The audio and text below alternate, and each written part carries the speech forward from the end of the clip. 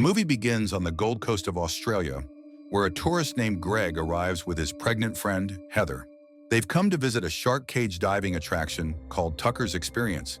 But funny enough, Tucker himself is nowhere to be seen. Instead, they meet a local vendor named Dave, who warns them that a man was recently attacked by a bull shark in these waters. Greg and Heather simply laugh it off, until Tucker suddenly appears and warmly welcomes them. As Tucker chats with them, he learns they are tourists from Canada and assumes they are a couple. Heather quickly clarifies they're just friends who live in the same hostel.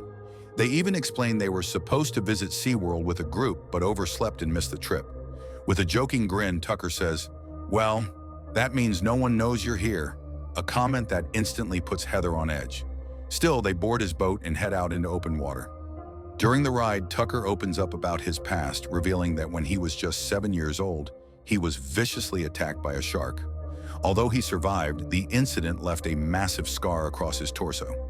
Soon after, he throws a bucket of bait into the sea, trying to lure sharks. Heather, who is terrified of these creatures, starts to panic.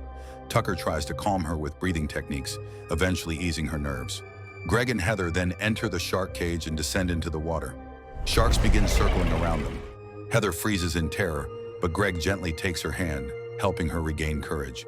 Slowly, she begins to appreciate the eerie beauty of the underwater scene. Surfacing again, they excitedly tell Tucker how incredible the experience was and thank him. But without warning, Tucker shoves Greg overboard. The next morning, we meet Zephyr, an American surfer, gliding joyfully across the waves nearby. Later, she stops at a convenience store, where a man named Moses is asking the cashier for jumper cables, which are out of stock. As Zephyr tosses a drink in the trash, it's revealed she has hidden a stolen ice cream inside her cup. Moses notices and confronts her. He won't report her if she helps him jumpstart his car. Annoyed but trapped, she agrees. They walk to his parked car near a tall building.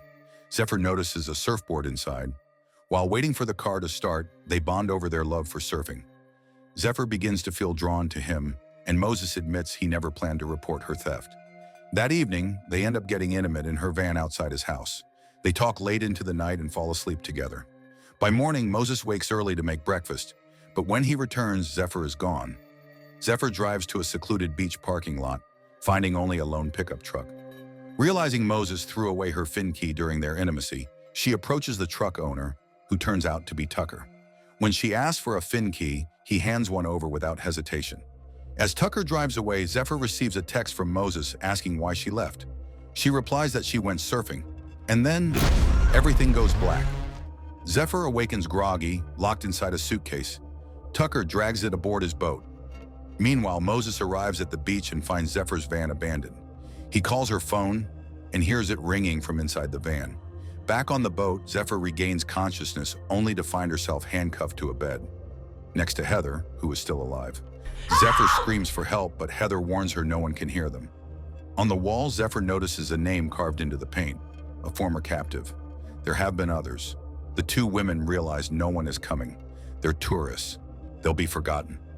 Moses, now extremely worried, rushes to the police station to report Zephyr missing. The officer scoffs.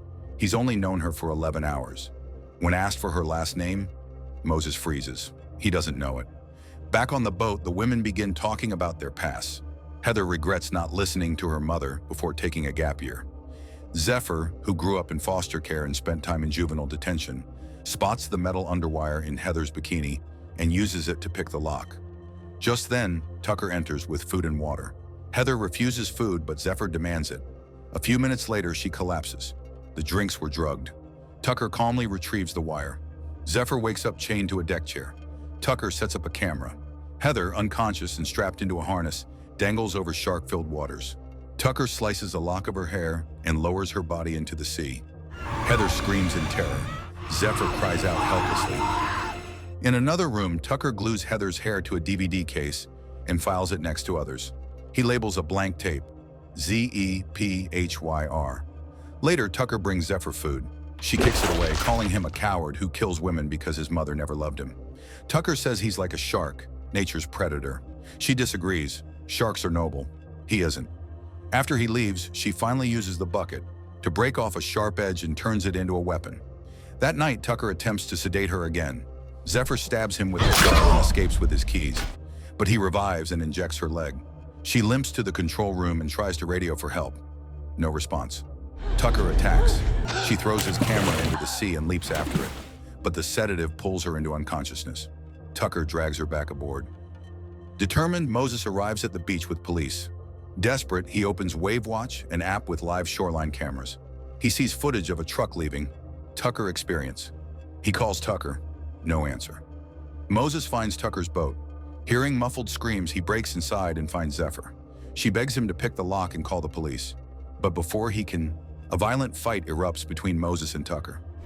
Moses overpowers him. But suddenly Dave appears, mistaking Moses for an intruder, and knocks him out. As Dave hears Zephyr scream, Tucker buries an axe into Dave's skull. Moses awakens, tied beside Zephyr. Bloody, defeated, he apologizes for failing her. She tells him she prefers being alone. He says gently, "No one is better off alone." He knows she's been running all her life. Tucker enters with a harness. He straps Moses in, cuts a lock of his hair, and raises him above the shark-infested water. Zephyr begs for his life. Moses is no tourist. He'll be searched for. Tucker ignores her and lowers him. As Moses descends, she tells him to stay perfectly still. Miraculously, the sharks retreat. Furious, Tucker drags Moses back and stabs him repeatedly. Blood pours. The sharks swarm again. Just then, a helicopter passes overhead. Tucker pauses the kill. In the cabin, Moses is unconscious.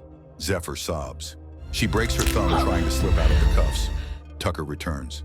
She hides behind the door, locks him inside, and rushes to start the engines. Tucker breaks free and cuts the power. Zephyr spots a party boat nearby. She lights a flare, but Tucker attacks. She fires the flare directly at him and escapes through the skylight. He catches up again. She strikes him with a pan, stabs his hand, and dives into the sea. She swims furiously, reaching shore, only to be grabbed once again by Tucker and knocked out. Zephyr awakens hanging in the harness. Moses sits bound in the spectator chair. Tucker rolls the camera. A massive great white shark appears. As Zephyr descends, the sharks stay away. Enraged, Tucker throws a grappling hook at it, but loses it. Zephyr climbs the harness using the rope, falls, and is freed from the line.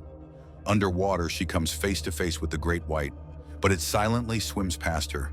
Tucker searches the water. He has no idea. Zephyr is already climbing up behind him. She strikes. Tucker stumbles overboard, and the great white returns. It tears him apart while his own camera records every second. As Tucker is dragged under, the harpoon rope catches Zephyr's ankle and yanks her down, but she fights free and resurfaces. Moses collapses in shock. Final scene. Zephyr fires a flare. A nearby boat sees it. She rushes to Moses. He is barely alive. They share a faint, hopeful smile, and the nightmare ends.